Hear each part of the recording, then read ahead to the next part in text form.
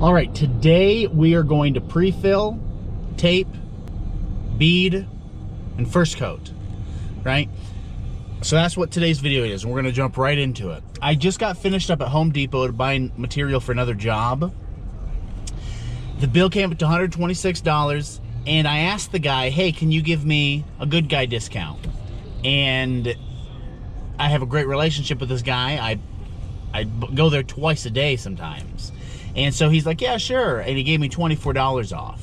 Now I ask for some kind of, if the drywall is damaged or anything I buy is damaged, I always get a discount because obviously they're going to take off for that if it's damaged.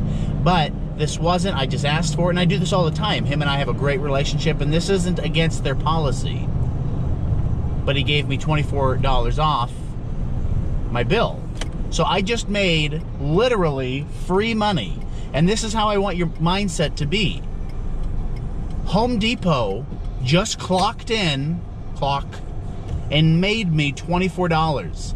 Think of money like that. It's not real. Money isn't real.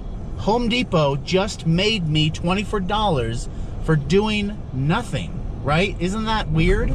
Money is like that. It's just a simple, stupid game. And by doing simple things, you can make a ton of money. Think of money that way.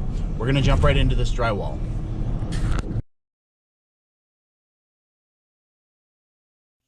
Just finishing off screwing off and any other drywall needs that I have. That window I'm gonna wait to do the sill until that insulation dries, because I was reinstalling it. Here I'm getting pre-fill prep ready, and now I'm actually pre-filling. Pre-filling is hugely important for preventing cracking.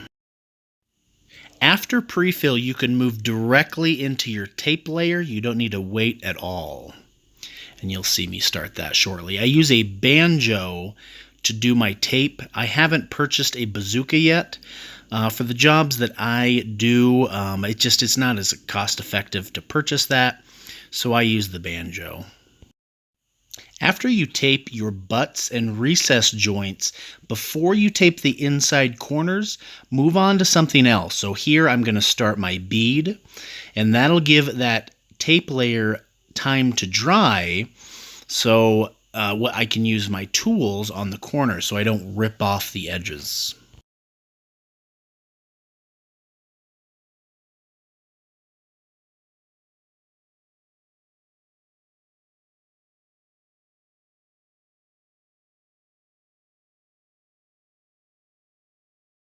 Here I'm starting now the inside corners. I use specialty tools for this. These tools are fairly expensive, so not the common guy would have this.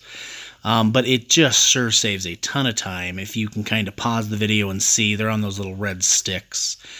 Very cool tools. They really save a lot of time. So anyway, that's me doing that. I now immediately move into my first coat on top of the tape. That's what I call my first finishing coat. And then I will quit for the day and clean up. Join me at the very end of this video. The information I share really is very valuable. All the information I share with you literally can change your entire life. I encourage you to find a hobby and make some money. All right, just finishing for the day. I got everything I needed to done for today. One thing I want to get across to you guys is don't be afraid of failure. When I first started doing this, I started with little patches, and I still like little patches, but I messed so many patches up. Terribly embarrassing jobs I did. And I even still asked for the payment, which is just crazy to think about now, how terrible some of these patches were.